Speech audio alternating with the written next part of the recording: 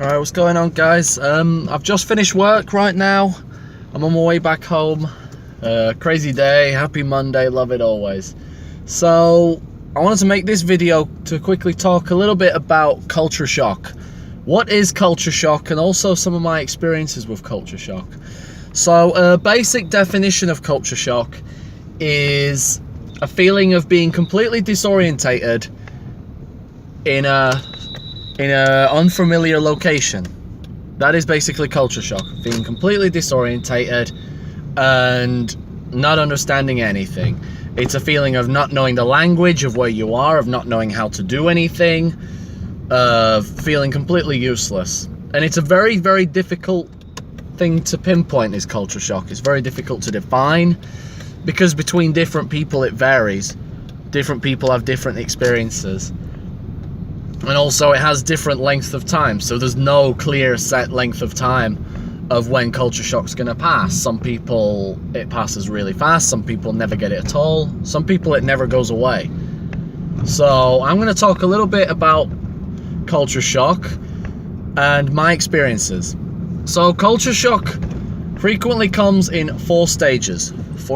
So I'll use my personal experiences here in Thailand as an example of what is culture shock. So first stage number one is the novelty stage, the excitement stage. You've just arrived in this foreign country, this strange, unusual place where everything's so crazy, and it's an adventure. You feel like you've just woken up in a new world. You know, I first came to Thailand and I couldn't believe how colourful everything was. That was the first thing that struck me, is how colourful and bright everything was.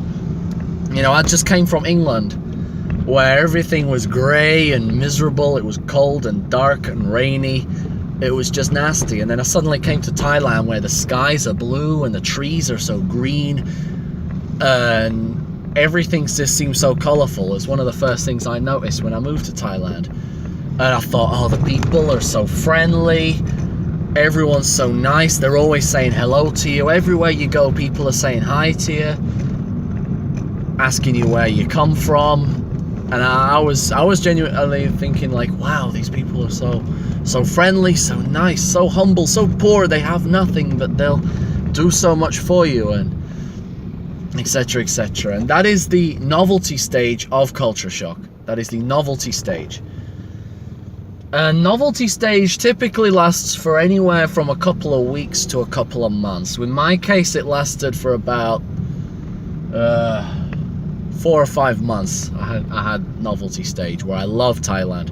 I woke up every day in Thailand thinking, thank God I'm here. Thank fuck I'm away from England. I'd rather be anywhere than there. Thank God. Thailand is so amazing. Blah, blah, blah, blah, blah. And anyway, as quickly as it began, pretty much, stage one finishes. Stage one just ends like that. And stage two hits you like a freight train. Stage two is what you call the negotiation stage. And this is the stage where you start getting annoyed at things, where things start kind of pissing you off. You know, you're feeling completely disorientated. You're in this unusual place. The food's weird, the language is weird, the people act weird. Everything just seems so strange and so unusual. And that stage lasted with me for about another 6 months afterwards, when immediately almost all the things that I first loved about Thailand when I came, you know, the friendly people and everyone's saying hello to me everywhere I go, suddenly I hated all those things. Suddenly I absolutely hated them. At first I loved, like, oh, they're so nice, they're so friendly, always saying hi to me, but after 6 months of it, I was just like, just leave me the fuck alone. Leave me alone. Just stop bothering me. Stop harassing me. Just let me get on with my business. Stop saying hi to me just because I'm white and just because you want to practice your English on me and have something to laugh at. So yeah, like, stage two is the annoyance stage. You know, you're confused by everything. Your head's a mess. You think, what the fuck are these people eating? What are they doing? And the most natural way to react in that is anger. The best way I can sum it up, stage two is pretty much, you walk out your front door in the morning, somebody says hi to you, and you just want to kick them in the face. You know, it's difficult to explain, but anyone who's lived abroad for any period of time will understand stage 2. And not everybody gets this stage. Let me clarify that. Not everybody gets to this stage, but a lot of people, a lot of expats do get to this stage. So that's stage 2. Eventually, after stage 2, you progress on to stage 3, which is what you kind of call the adaptation stage. You're adapting to where you are. You know, it's still weird, it's still strange, things still piss you off every so often, but they don't piss you off as much as they did before, you know. So you're still experiencing unusual things, and this normally happens about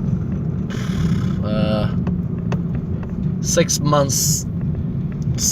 to 9 months of you living there. You get to stage 3, and this is where you're trying to get your head around things, and you're not so much adamant on refusing to accept it. Like stage 2, you're just like, fuck that, I'm not going to be like that. But stage 3, you're like, okay, so I'll give it a go. I'll see how it is. It's weird to me, it's unusual, but I'll give it a go. And eventually stage 4 is the assimilation stage. And that is where you feel like you've belonged. Like you feel like you're at home all of a sudden. And everything seems a whole lot more familiar to you. You got used to it, you started learning the language, you found some of the foods that you like, you know, you got a good couple of friends in your place or whatever. So stage 4 is the pleasant stage, and that is when you've that is kind of the sunshine after the storm.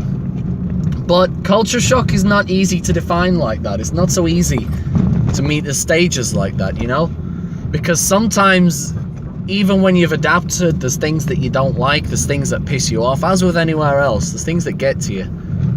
And likewise, when you're in the middle of stage 2, sometimes there'll be things that you like. So sometimes you can skip forward 2 stages, sometimes you'll rewind backwards. So it is very, very difficult to define, but it's pretty much like having a hurricane come at you. You got the calm before the hurricane, and then the calm after the hurricane, but in the middle of it, it's just crazy and chaotic. And eventually, the most confusing stage, and this doesn't happen to everybody, this only happens if you go back home. So if you live abroad and you stay abroad the whole time, you don't get this stage. This is the 5th stage, which is the reverse culture shock, which is the most unusual one of them all, the strangest one of them all. And that is where you've spent a long period of time living in this foreign country, you've overcome the culture shock, you've gotten used to it, and then you go back to your home, you go back to your home place. Which for me is England, and suddenly everything that you used to think was normal is now strange. I went back to England last year. I went back on a 3-week holiday during school term time, and it was the first time that I'd been back to England in 3 years. I'd not been back to England for such a long time, and I had a layover in Helsinki on the way back, and the first thing that hit me when I was in Helsinki was like, oh my god, Farangs everywhere. Farangs is the Thai word for white people, but I couldn't believe that, oh my god, there's these white people everywhere. There's white people, blonde haired, blue-eyed, really tall, white-skinned white people who speak English. I couldn't believe it. And oh my god, everything's so clean, everything's so organized, everything's so functional. And it is the strangest feeling. And if there's anything that I've experienced, reverse culture shock is much, much worse than normal culture shock. Because reverse culture shock, you're trying to adapt to your own place, where you're from. It's like you're having to relearn everything again from the beginning. Reverse culture shock feels so much worse. And especially if you combine that with post-travel depression, which I have experienced before, but not on this particular trip, just because it was a short time holiday, not a permanent relocation. But post-travel depression is something I'll make another video on a different time. But in my opinion, reverse culture shock is much worse than the initial culture shock. So anyway, that is a quick summary of culture shock. Stage 1 is the novelty stage, the excitement stage. You love everything. Everything's awesome. Stage 2, negotiation stage. You get pissed off. You get frustrated. You hate everything. You think, what the fuck am I doing in this weird place with these weird people? Stage 3, the learning to adapt stage. You're kind of thinking, okay, well, I'll get into it. I'll give it a go. Stage 4, adaptation stage, where you've got to it. You think, oh, I like this place. This starting to seem normal to me now. And then 5th stage, final stage, reverse culture shock. When you come back to your home country or you go back to your home place and relearn everything that used to be normal to you. So anyway, anyone who has any questions about culture shock or anything related to this video, any of you have any questions, feel free, drop me a comment, drop me a message, and I'll try and give as much info as I possibly can. Right, cheers.